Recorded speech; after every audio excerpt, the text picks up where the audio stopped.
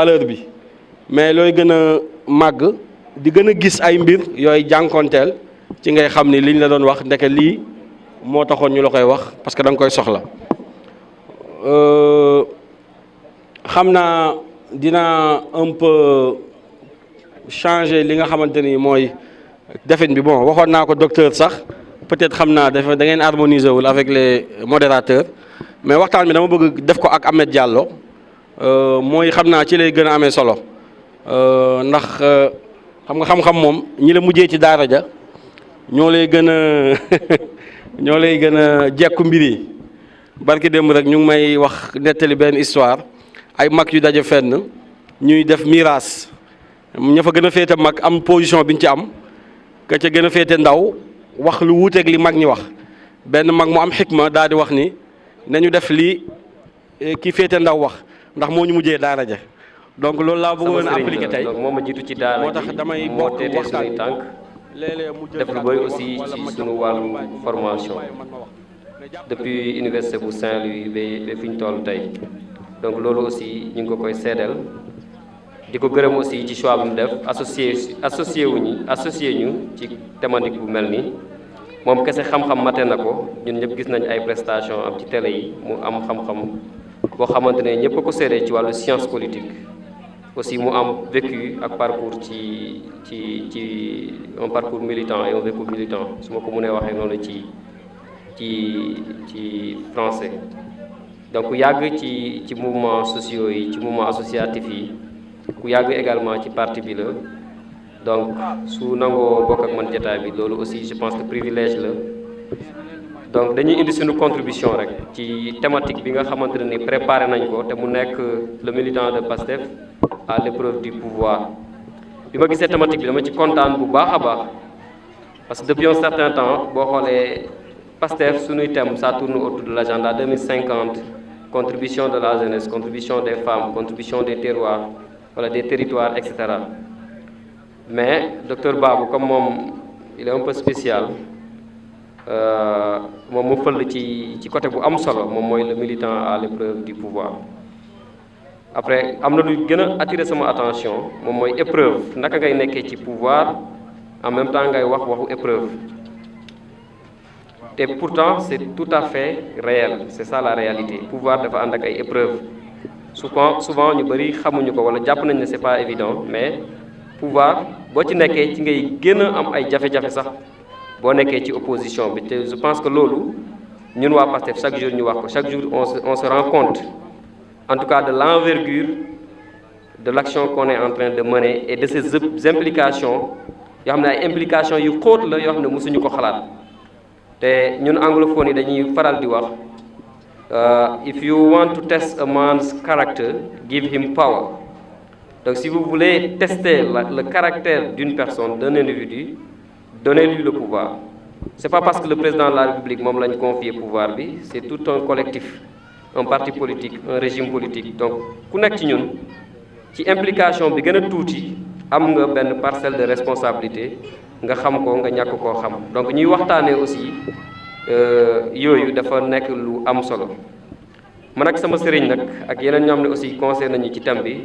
ñu amoon benn plan bu ñu leen bëggoon proposer donc dinañ wax tuuti ci lu jëm ci wàllu militant kan mooy militant lan mooy les fondamentaux yi nga xamante ni militant bi da ko war a am wala ay valeurs wala ay principes xam naa dama ciy ñëw ci ñenn rek après ma jox sëñ bi moom mun na yaatal ci ay orientation yu gën a yaatu peut-être yu gën a xóot comme ça mu tëjee ko foofu donc bëggoon naa wax ci partie boobu tuuti. am na beneen partie aussi buy wax ci wàllu organisation parce que ñun ñëpp lépp lu ñuy def aussi c'est dans le cadre d'une organisation mooy espace bi définir ñun suñuy intervention ak suñuy activité organisation boobu noonu c'est le parti PASTEF bi nga xamante ne ñun ñëpp ci lañ bokk di ci yëngatu depuis dañ ko sosee ba léegi ki njëkk a ñëw ak ki mujjee ñëw beneen bi bu nekk lu am solo moom mooy naka la ñuy fexee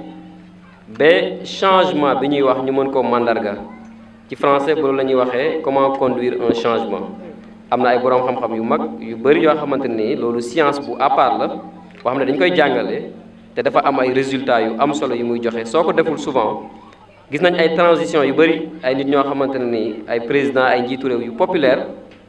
mais ñàkk fagaru ci yu jëm nii moom moo tax xëy na réforme wala changement bu ñu bëggoon am ci seen dëkk yi mujjul antu. Hannibal mi toog am na ci xam-xam am na ci expertise ci wàllu stratégie du changement donc yooyu bëggoon nañ ko waxtaanee ak yeneen yoo xamante ne ni dinañ ñu ci dab ci waxtaan bi. donc pour ma tënk rek su ma doon définir militant damay jël ñaari définition xam ngeen fan yee ñu génn rek célébré nañ le centenaire de Frantz Fanon mu nekk boroom xam-xam bu mag président Ousmane Sonko sax d'ailleurs def na ci benn allocution benn intervention boo xam ne ni ça va rester en tout cas gravé sur les annales parce que intervention bi dafa am solo bu kenn xamul nu mu toll. kon suñu tàmbalee waxtaan bi ak rek ko ci benn vision ak ci benn idéal boo ko delloo ci Pastef moom mooy ñun am nañ luñ gëmoon moom mooy defar benn réew boo xamante ne ni bokkul ak li doon am fii maanaam c'est autour d'une rupture boobu nag après mën nañ ko définir ñun ñoo xam mais loolu moom moo nekkoon li nga xamante maanaam vision bi ñu am dem nañ ba bi ñu gënee yor nguur gi wax nañ ci benn vision moom mooy pour un Sénégal souverain juste et prospère donc loolu c'est un idéal boo xam ne ñun ñëpp tey suñu action tàmbale ci njiitu réew mi ba ci parti politique bi nga xam moom mooy gouverner foofu la ñuy inscrire li nga xam moom mooy suñu action. mën naa demaat ci chinois yi parce que également Deng Xiaoping dafa wax lu am solo su ma ko traduire ci chinois dem ci anglais dem ci français wala ci wolof dafa ne un militant c'est quelqu'un qui dédie son action à une cause aux attributions nobles c'est quelqu'un qui dédie son action loolu tamit def nit la boo xamante ni dafa jagleel liggéeyam loolu dafa am solo maanaam jagleel bi maanaam dédié en français xam nañ du muy tekki maanaam dafa am benn dose bu am solo ci wàllu engagement ba ñu ne il dédie sa cause à quelque chose donc loolu aussi lu am solo la à une cause aux attributions nobles du maanaam mbir bu nekk rek nga nekk militant parce que am na ay militants yoo xamante ne xëy na am na lu ñuy promouvoir yoo xamante ne xëy na ñun ànduñu ci walla mais en tout cas suñu delloo ci wàllu politique référent bi yëpp moom mooy naka la ñuy fexee ba defar société bi am société bu gën a baax bu gën a jub bu gën a bu en tout cas bu gën a mun a teral doomu aadama ci kaw suuf. militant nag dafay wuute ak activiste ngeen jégal ma def benn peut-être benn du ma wax éclaircissement sax mais en tout cas ma indi yenn nuances yi activiste moom liggéeyam moo gën a limité activiste liggéeyam dans le temps c'est plus limité même dans l'espace activiste mooy ki nga xam day jug léegi gis benn mbir boo xamante dañ ko war a defar wala dañ ko war a joññanti mu liggéey ci le plus rapidement possible activiste boobu mën ngeen ànd en tant que militant mais ëllëg mën ngeen waroo mais pour ñaari militant waroo c'est très difficile su ngeen xoolee ci histoire récente rek am na ay activistes yoo xam ne dañu ànd ak ñoom actuellement ànduñu ak ñoom parce que ñooñu considéré nañ peut-être ils ne sont pas des militants de Pastef mais c'était des activistes loolu bëri na Sénégal donc différence boobu war nañ ko bàyyi xel donc activiste xaw na laal tuuti ak lobbyiste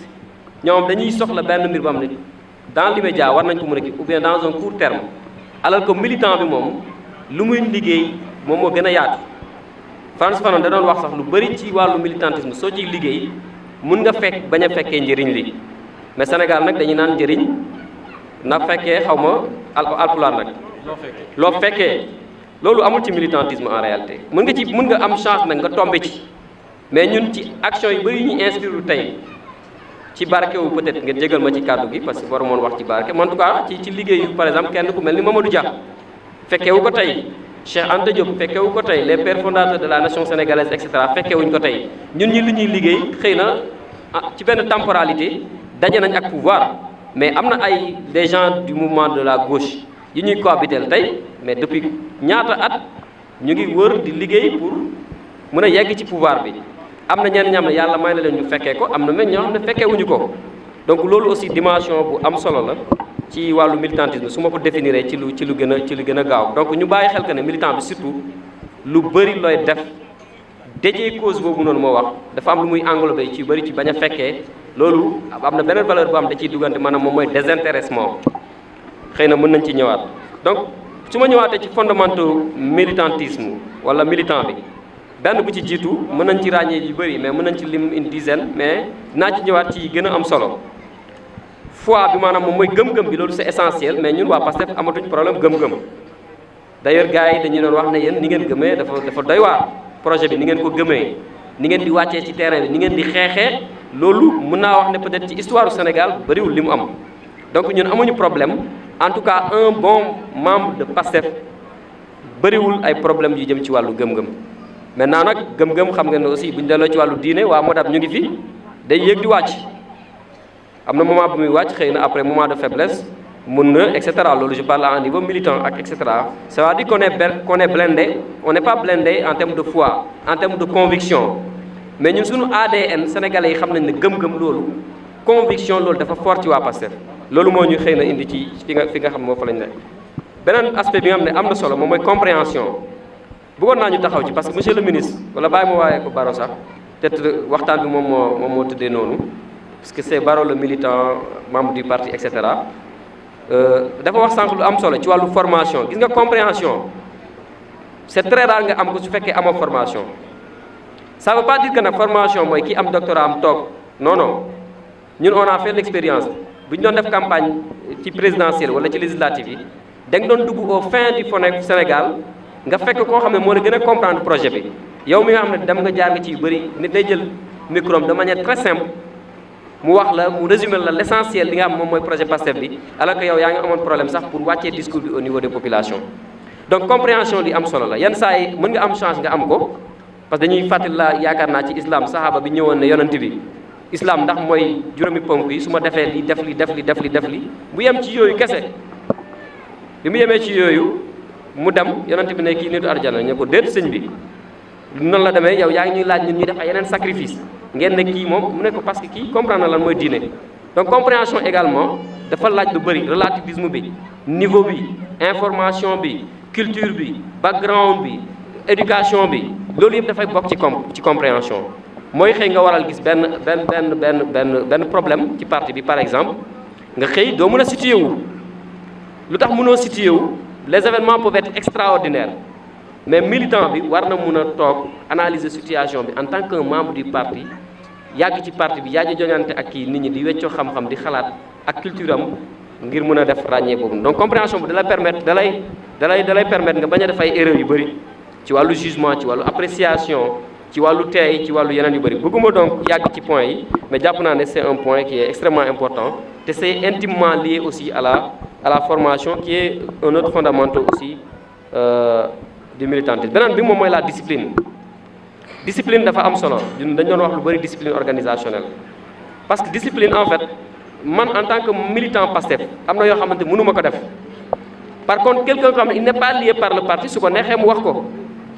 en termes de déclaration en termes d'allocution publique en termes de jugement non parti bi dafa am yoon d'ailleurs parti bi dafa am ay textes yu ko encadré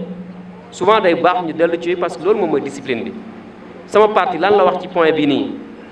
parti bi laa wax lan la wax ci point bi leaderu parti lan lañ wax ci point bi nga jéem a appliquer discipline boobu noonu tant que c'est possible dama am ay événements yu bëri yoo xamante ni souvent day xew ñuy reprocher nit ñi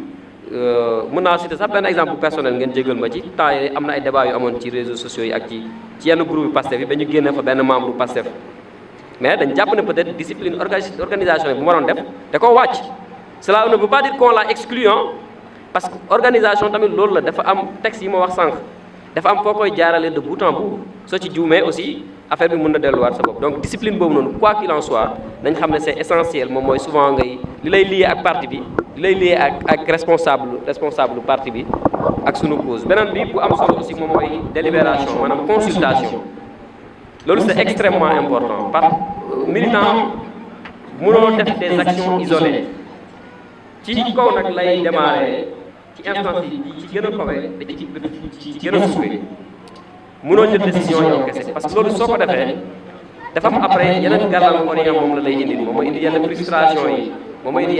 yenn exclusion yi yenn marginalisation yi loolu day dem ba finalement day créer yeneen force ci biir organisation bi boo xamante ne nii peut-être mën na leen indi ay gàllankoor donc délibération boobu noonu toujours c'est un plus entité yu ëpp ay instances de discussion ay instances d'analyse de recul ak de lucidité ñoom ñooy entités yi nga xamante ñoom ñooy gën a gudd fan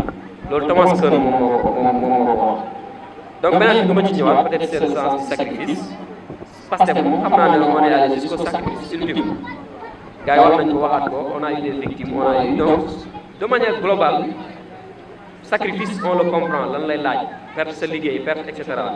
perte sa bakkan am na ci donc am na beneen aussi bu am solo moom mooy la fraternité dafa nekk loo xamante ne surtout day interpellé waa parce que ñun dañ ko boole comme une valeur intrinsèque on se dit pas camarade on se dit frère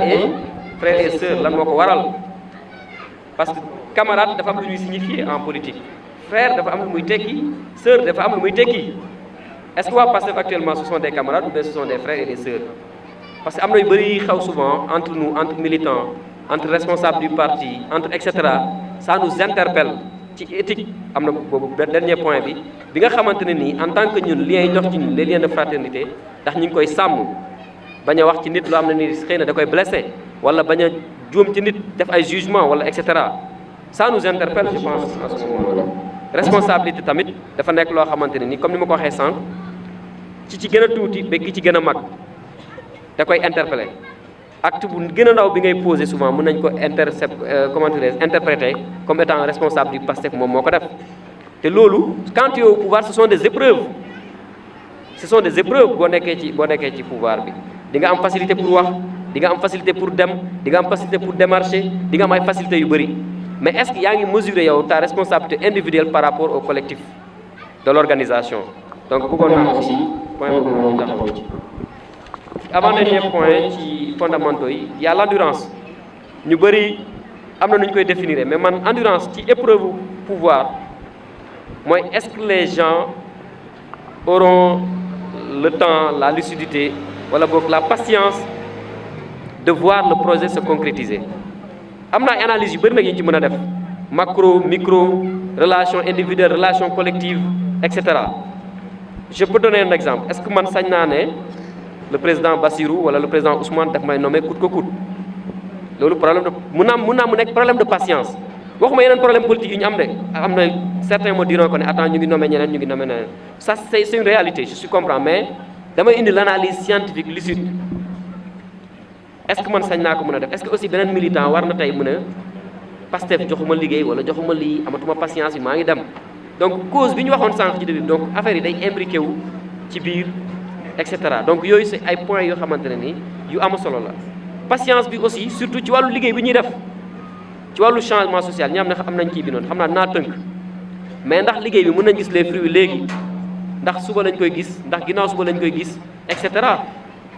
loolu je pense également ay questions yu am solo beneen bi may mujjee moom mooy l'éthique éthique ñun dañ ko inscrire sax ci sunu libellé parti maanaam ni ñu defee suñu parti mais lan mooy éthique Hannah Arendt dafa bind benn livre bu am solo bu tuddee ko traité des vertus ouvrage bu extraordinaire mais éthique rek li nga ci mën a wax ak moo bëri ñun nag on a la difficulté d'avoir mis par exemple l'éthique comme étant l'un de nos fondamentaux ba ñu def ko ci suñu emblème parti su ma waxee emblème moom mooy ci ni ñu tuddee parti bi donc loolu daf ñuy interpeller ndax am nañu éthique du travail éthique de l'organisation éthique de la coexistence éthique de la collaboration éthique X éthique Y ci sunuy jëflante yu ñuy jëflante ak population yi mais aussi sunuy jëflante yu ñuy jëflante ak sunuy biir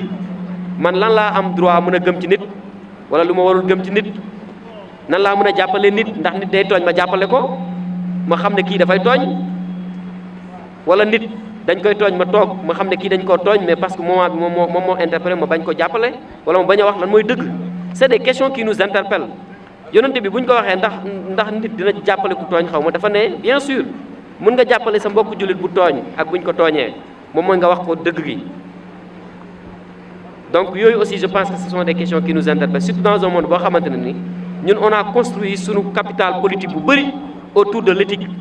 la conduite des affaires de l'État et cetera on a gis nañ fi ay affaires ay épreuves yoo xam ne ni peut-être c'est des hauts responsables wala ay nit ñu ràññee la ñu def ay problèmes def ay erreurs est-ce que éthique bi mu ngi fa woon est-ce que responsabilité mu ngi fa woon est-ce que sens du parti bi mu ngi fa woon donc yooyu je pense que loolu moom mooy militantisme bëgguma yàggal Ousmane peut-être mën na ñëwaat surtout ci wàllu lan mooy organisation ak naka organisation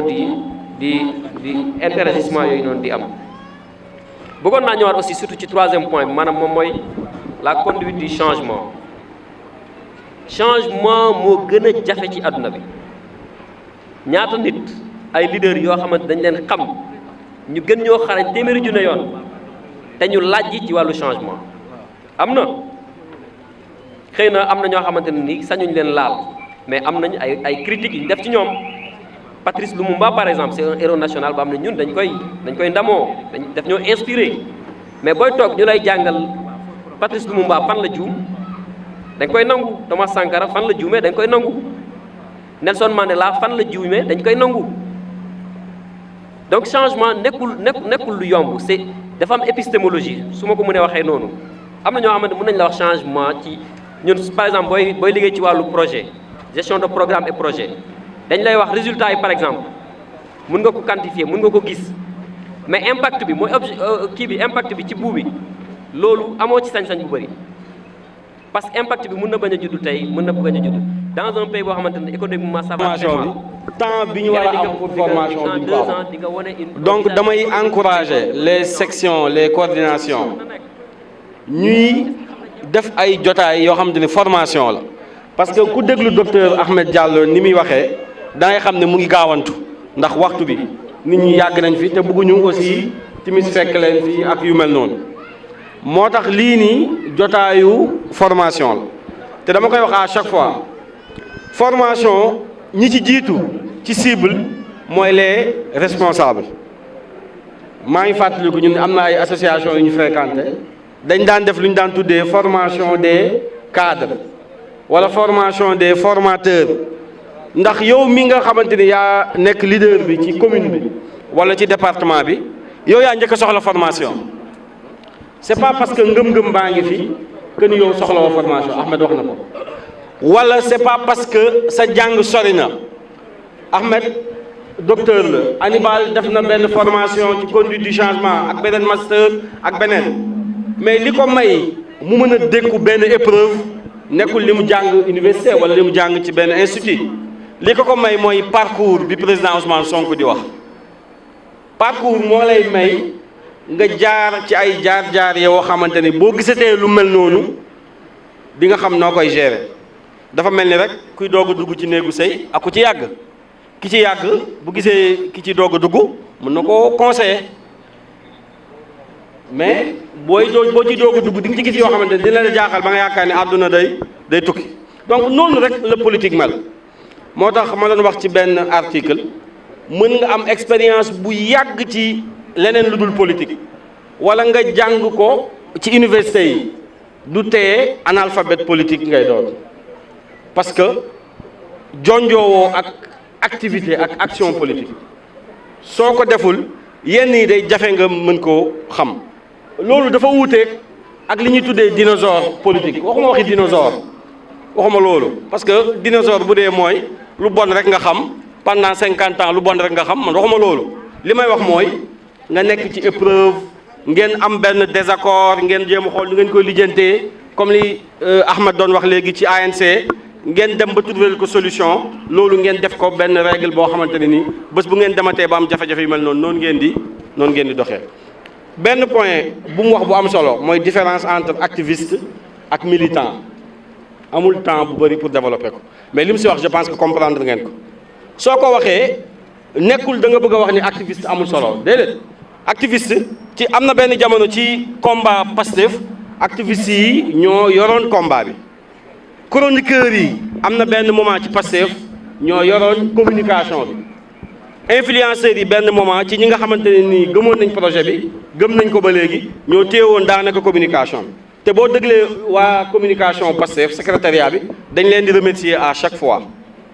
mais li Ahmed bëgg a wax mooy communication parti doo ko dénk koo xamante ne nii nekkul ci biir parti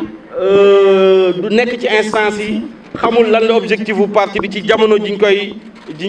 koy teg donc kooku mënoo ko bàyyeeg moom boo ko bàyyeeg moom mën na jël voie boo xam ne direction boo xam ne bokkul ak direction bi Pastef war a jël Pastef dafa utiliser lu bëri ci réseaux sociaux yi ci communication président Ousmane Sonko bi ñu koy wax naan ko li ngay wax dafa bëri li mu leen tontu woon mooy Macky Sall day gouverner 365 jours man tamit damay opposé wu 365 jours ñun ñu d'accord seeg moom parce que opposition yi fii fi amoon mooy lan élection day jot nga ñëw nekk candidat bu ñu la gañee nga dem France wala nga dem feneen toog ba élection jegewaat nga ñëwaat bàyyi fi say étudiants ak say militants ñu leen di tëj di leen tijji mais moom président Ousmane Sonko façon leadership bi mu indi mooy leadership politique boo xamante ni moom militant bi ñooy àndandoo ci terrain bi guddi ak bëccëg loolu dafa tax ñuy communiquer de manière continue mais ça ne veut pas dire que ni canaux yi ñuy utiliser canaux yooyu ay canaux yu officiels la déedéet soo ñëwee ci pouvoir nag mu indi beneen problème parce que comme ni ngeen ko gisee bi ñu nekkee opposition 2019 ci le président bind solution avant ñuy dem 2019 ñu présenté programme bi ñu ñëwee 2024 aussi ñu présenté waat programme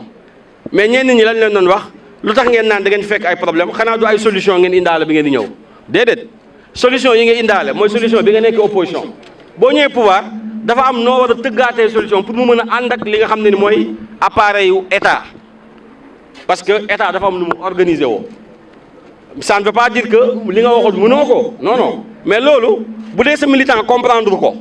ba mën koo expliquer citoyen bi nga xam du militant mais kon looy xaar ci citoyen bi loolu militant bi ci boppam je pense que mais loolu je pense que dépassé nañ ko parce que président leeral na ko ay yooni yoon donc il faut que ñu comprendre loolu beneen bi aussi mooy discipline ci discipline aussi wax na ko da ngay sentir différence entre activiste bi ak militant bi mënoo imposer discipline bi ku ndiwul militant wala sympathisant sax mënoo koo imposer discipline militant mooy koo xamante ne nii bu fekkee nit ñi bëgg nañ comprendre mooy lan mooy képp koo gis ci Pastef dafa war a am section bu mu bokk am coordination bu mu bokk am cellule bu mu bokk man tey mën naa wax membre fondateur la nekk naa ci cabinet nangam mais damaa bokk cellule bu nekk Mbour bu tudd Pastef jàppoo mooy koñ jàppoo ba ma dëkk may coordonnateur cellule bi à peu près entre 25 personnes ak 100 personnes la teg si wax la war a def mais ay cellules aussi mën nañ leen a boole loolu dama ci su ma ci bokkul pour ma jox pour fekk activité sax bu officielle ma bokk ci sax problème la Ousmane Fall xam na li may wax mais c'est pas parce que dañoo nekkoon ci xeex bi ñun ñëpp ñu Ousmane Sonko woote résistance ñëpp wuyu si ko et que loolu da lay jox droit ba fu ñuy waxee nga fekkee ko ba sax nga bëgg a wax nit ñi sax léeg-léeg fii la ñu war a jaar loolu bu amee kon nekkatuñ ci parti encore une fois ça ne signifie pas que ni ñooñu amuñu solo déedéet am nañ solo moom laa doon wax keroog benn waay kan moo xam turu ki wanoon Yonent bi sallallahu alayhi wasallam bi muy jógee Màkka di dem Medine yoon bi ki ko wanoon yoon bi xam nga Yonent bi xamuloon yoon bi ci zaahir dafa am ku ko benn sàmmkat bu ko ne fii ngay jaar fii ngay jaar fii ngay jaar kooku kan moo ko ëpp lim def amul solo am na solo mais ku xam turam du sax jullit c'est-à-dire que ci jamono ci xeex nit mën na ci def rôle bu am solo mais du tax nag ñu jël xeex bi dénk ko mu koy doxal loolu c'est pas possible loolu Ahmed bëggoon leeral beneen bi mooy fraternité c'est une valeur sacrée lu tax waxuñu camaraderie ñu wax fraternité parce que dañu jàpp ni li tënkale ku bokk ñu bokk ndey ak baay moo ñu tënkale ñun waa Pastef parce que fii ci Pastef politique la mais dañ jàpp ndey ak baay bi mooy cause bi mooy valeur yi mooy principe yi man tey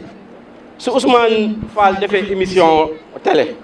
waxuma su ma ko xamul mën naa dem wax lu ma neex parce que xaw ma ko mais est-ce que man Ousmane Baro sañ naa man dem ci internet di attaquer Ousmane Fall c'est que mënu ma ko parce que Ousmane Fall dañoo jaar foo xamante ne nii et puis mu may ma ci boppam loo xamante ne nii su ma ko bëggee wax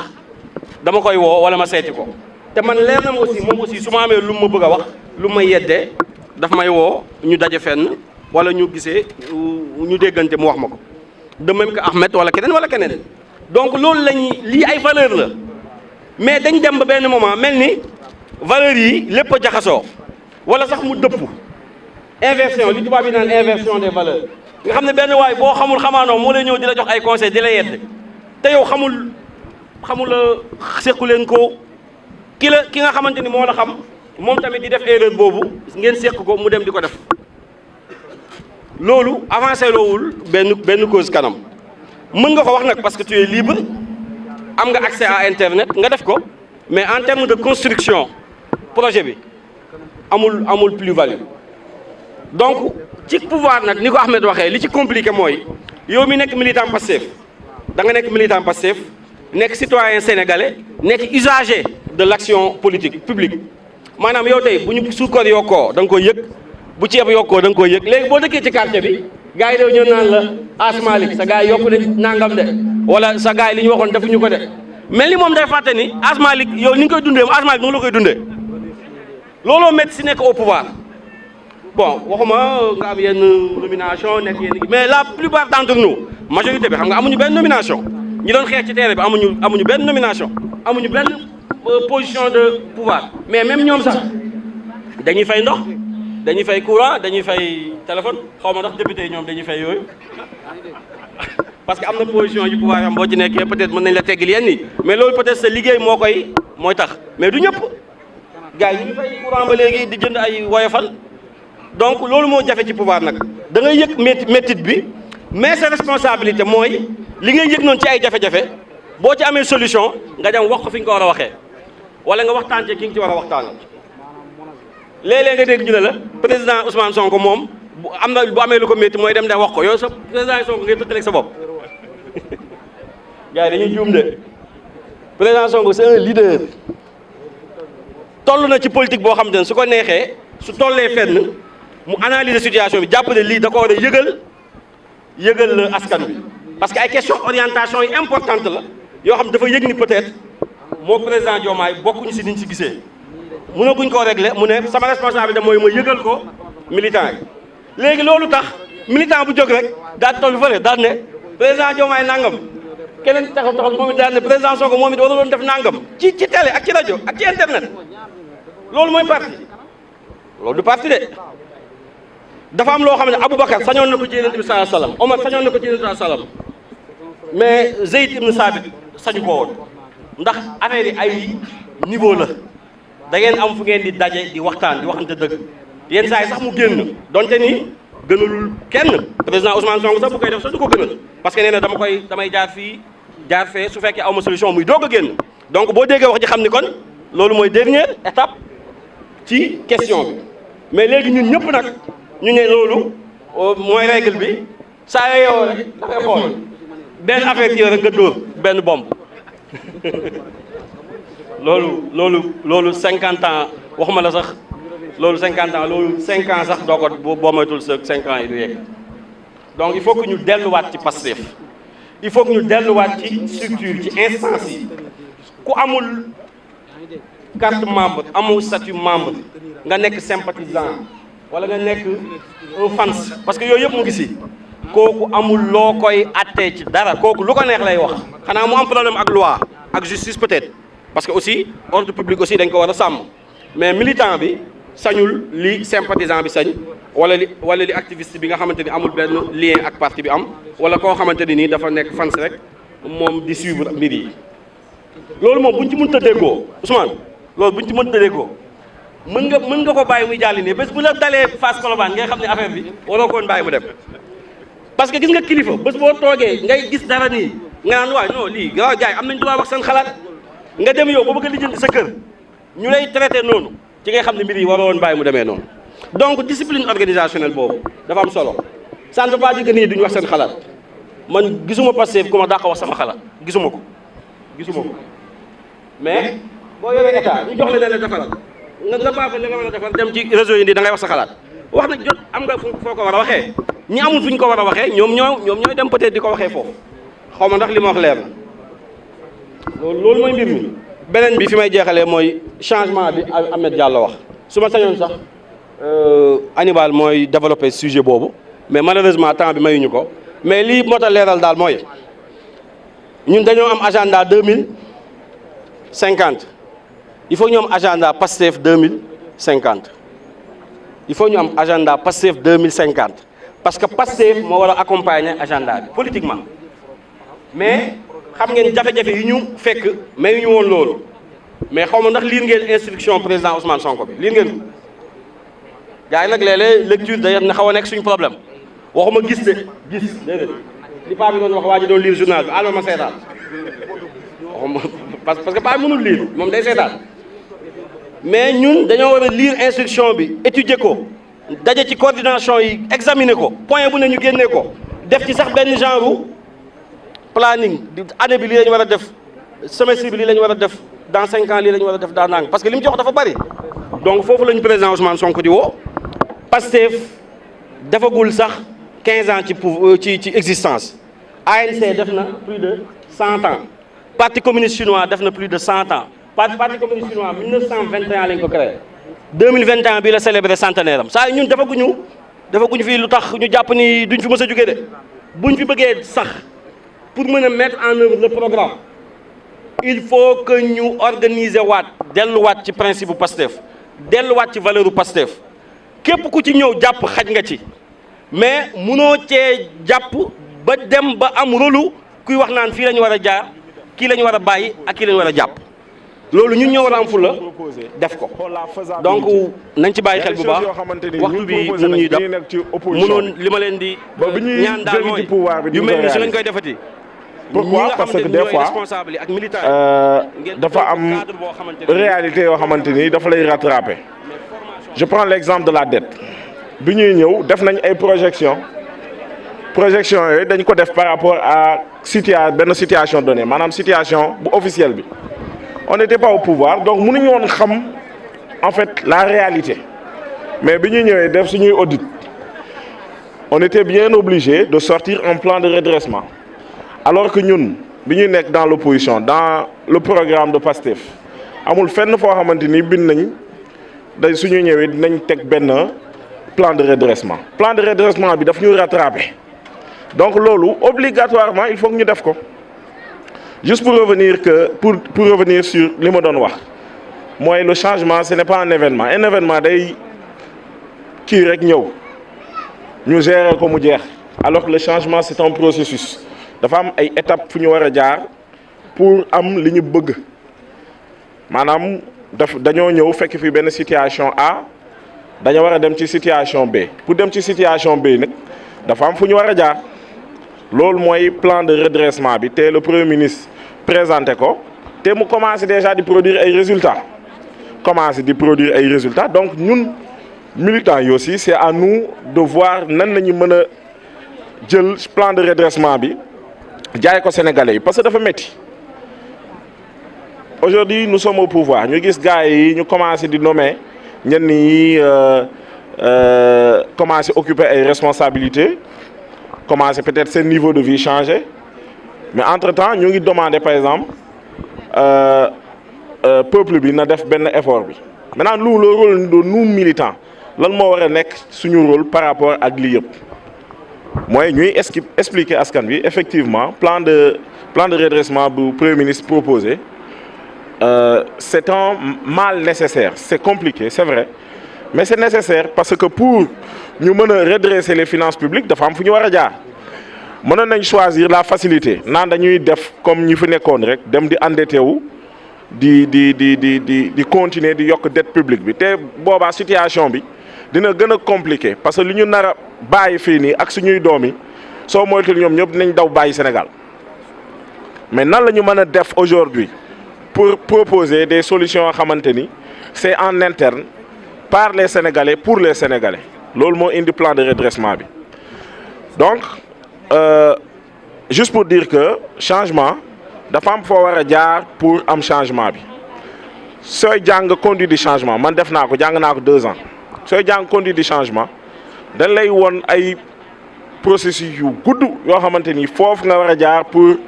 mener à bien ce changement bi nga mën a indi damay jox beneen exemple nga am entreprise nga jóg nga ne yow damaa bëgg a promouvoir le numérique